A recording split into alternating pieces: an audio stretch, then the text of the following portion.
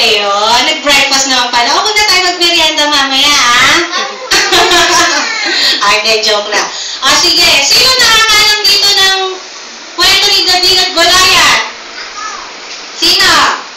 Ayun, marami-rami pala. O, yung mga nakakaalam, huwag niyo muna ikukwento sa katabi niyo, ha? Kasi ikukwento ko ngayong araw na to kung paano tinalo ni David ang higanteng si Goliath.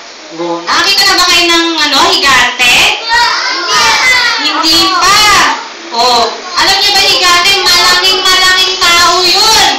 Kayang-kaya niyang tirisin yung mga hair natin.